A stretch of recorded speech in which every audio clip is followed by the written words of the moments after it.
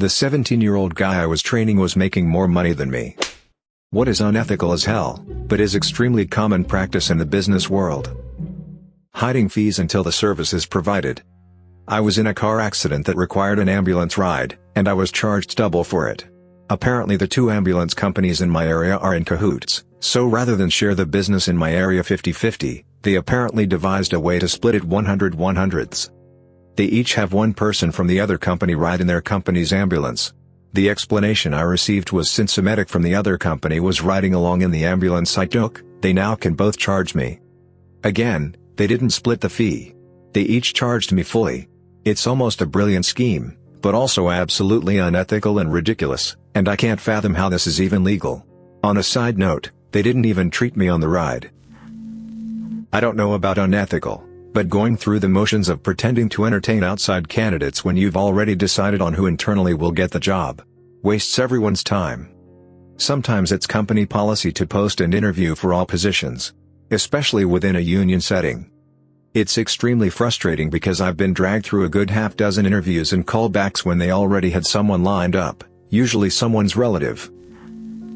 Giving your employees just few enough hours that they don't qualify as a full-time employee, so you don't have to pay them benefits.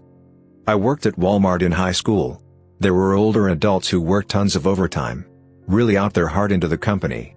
How were they rewarded? At the end of the pay period, they had shifts canceled to keep them under 40 hours. Such a garbage company. But not just canceled shifts. Written up for going more than 5 minutes over your scheduled clock-out time within a pay period. If suddenly tasked with something from management 10 minutes before the end of your shift, you better complete it with enough time to spare to sprint to the time clock to get out on time. Oh, yeah, this is usually being called to register in the middle of a rush.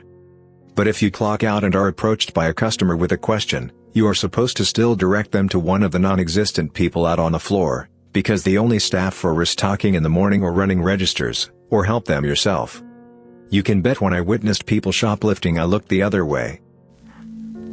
Purposefully giving part-time employees erratic schedules so they can't take on a second job.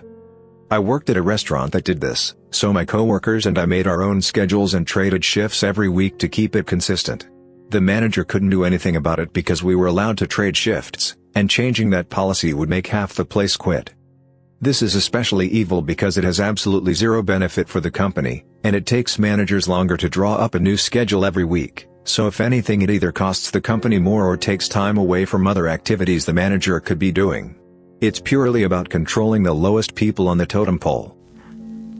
Loyalty is punished by laying the most work on the most productive, while overlooking these workers for promotions. I was moved 5 times in 1 year at my last job because I wouldn't raise a fuss. I also was one of the few to work in every team. It didn't help me come layoff time. The last move that year was to a different building and department. They told me the day I came back from bereavement. I'm still salty about that 7 years later. Someone replied. At my job they're paying the new employees more money, they take much less calls and mess around more on the clock, and the ones who have stayed 2+ years have less money, who can easily take 5 times the calls of the new employees and don't mess around on the clock. I've been looking for a new job. Someone else replied, loyalty penalty is a well-known principle in employment. Companies pay what they have to. They have to keep salaries competitive to attract new hires. For existing employees, a large percentage will stay just because they're comfortable or too lazy, inconfident or whatever to look for another job. Or they don't even realize their raises aren't even keeping up with inflation or industry standard, much less accounting for their increased value due to acquired knowledge. In my industry, people generally change employers every few years. It sucks, but it's a reality of capitalism, especially in a country where workers' rights are a joke. Chronically and purposely understaffing. Looking at you, retail and assisted living companies. The staff who take care of our aging citizens are being treated like dirt.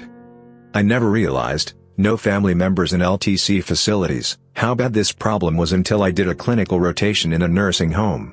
1 nurse to 20 patients, 1 CNA to 10 patients. They were absolutely not being turned or brief checked every 2 hours. Barely getting full bed baths daily, let alone personal interaction that is vital for quality of life and well-being at that age. It breaks my goddamn heart to watch the CNAs deal with patients, yanking them around in the beds. And apparently I was at one of the better facilities in town. I will cry if I ever have to put my parents or grandparents in a home like that. Not paying invoices until you've been chased multiple times. As standard policy. Had a boss who did this, but hated it when people did it to them. Boss claimed they paid late because everyone else did, but there are plenty of arguments each way there. Boss also hated it when one creditor applied to have the company wound up, liquidated, for non-payment because of the delay. In boss's semi-defense, it was like the proverbial sledgehammer to crack a nut. The bill was for a relatively small amount of money. In the creditor's defense, I think they were making a point about the whole late payment practice in general. This one was invented by Walmart, but I know that Home Depot does it too. I am sure other larger companies do it as well. Place an order with a legally crafted purchase order. One of the T&C is that the company reserves the right to cancel the order at any time for any reason. The smaller company receiving the PO is all excited and they go ahead to fill the order. This often involves paying out, or borrowing money, in order to fulfill the order. After the product is ready to be shipped, the buyer calls the company saying stuff like the pricing need work, we can't make money at this price point, we need some concessions. Practically they negotiate a lower price that results in the seller working for very little money or barely breaking even. Or losing money on the order at times so badly to go out of business. Firing someone the moment you find out they're looking for another job. Employer replied, sometimes employers hope that employees realize that it's not always greener on the other side. I've had employees that left because they wanted more money, their salaries were already competitive. What they later failed to realize was that, the little things they had at the office, were not available at the other company. I hate how convoluted it is to cancel a gym membership in most places. It's super shady. Sometimes you have to mail a letter to the company's headquarters. Canceling at the gym isn't enough. Lots of people have gotten bills months later even though they were told over and over it was complete. Not telling employees that the company or division has a planned date to shut down, then letting them go the day off. This happens everywhere from major megacorporations to mom-and-pop restaurants. There are reasons as to why, given that there's still money to be made up until the last minute and you don't want your employees to slack off. And while obviously it's devastating to the employees who get laid off, it can also be pretty bad to the employees aren't getting laid off but have to be told ahead of time and can't say anything. I worked as a fraud investigator at a bank. We have rules and laws that we have to abide by, or the company got fined. I had a higher up, probably second or third tier from CEO, tell us explicitly that there are no exceptions to the rules except for our more affluent customers. Larger companies that kill competition and innovation by buying out smaller companies just to stop what the smaller company is doing or even keep lobbying the government to create barriers or restrictions for entry. My private lab company got bought by a huge lab solely because we were the only lab for hundreds of miles that could do a specific set of tests. Within months of buying us, they fired half the company and we lost accreditation for the test and they were never able to regain it. Now they've turned us into a service provider and everything we do is based on how much money we can bring the company. Overworked, stressed, 50% of the building is always looking for new jobs. Favoritism, promoting people into positions who have no business being there. As someone who has worked for a few massive corporate entities as well as the government, I have to hold back laughter when people say we need to privatize everything or run the government like a business to make it more efficient. I've seen more moronic mismanagement in the private sector, personally. It's actually called the Peter Principle. I love that it is named after the creator, but can also be considered petering out in their advancement.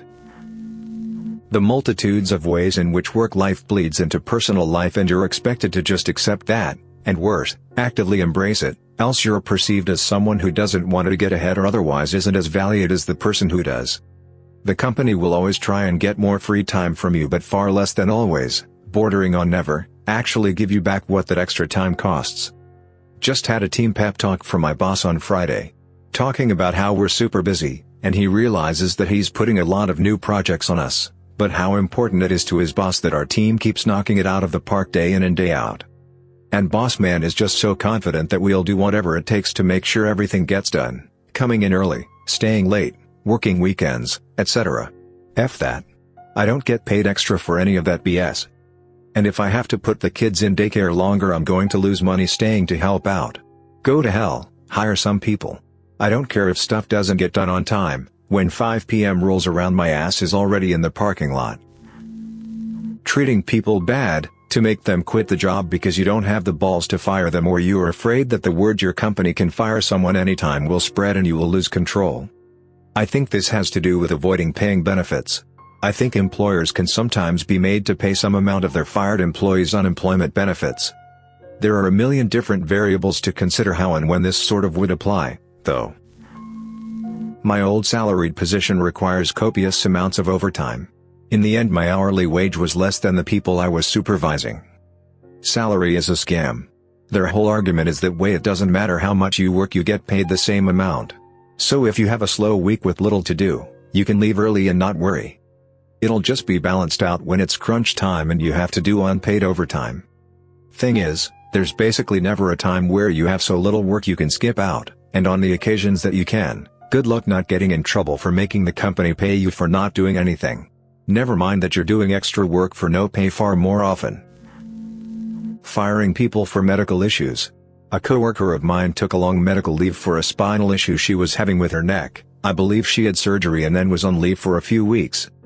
Doc recommended not working more than 4 hours a day. When she came back with that news to HR, they fired her on the spot. I thought medical issues would be a discriminatory termination, but apparently they can just let you go if the state is at will. Sorry you had this invasive surgery that cost you a fortune, but you don't have a job anymore, see ya. Letting people butt kiss their way to the top when they are highly unqualified happens more than it should and causes a lot of issues for people who are under them, or who didn't get that position because they don't butt kiss, but are way more qualified. Not allowing employees to discuss wages. My former job made it a fireable offense to tell coworkers what you were making. I didn't think much of it, but then 3 years later I accidentally found out the 17-year-old guy I was training was making more money than me. I was 25, female.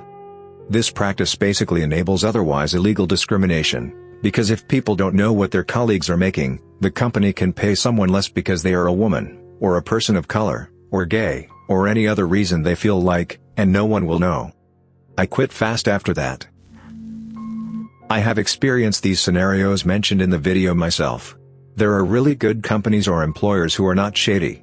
If you find one, hold on to it and be happy. For anyone that isn't in a fortunate situation with his employer, I can only repeat what I said in other videos. Do not be loyal to a bad employer and always have a plan B, and if you can, another income source or job lined up. What I found is that especially the loyal hard-working people being the ones that are ripped off by companies and end up with a burnout. You should never work yourself into the ground for someone else. It is not worth it. Don't waste your finite lifetime for a bunch of psychopath employers. Thanks for listening to Radio TTS. If you are new to the channel and like these kind of videos, hit the like button and subscribe. And please let us know what unethical business tactics you have witnessed. Leave your stories in the comments below.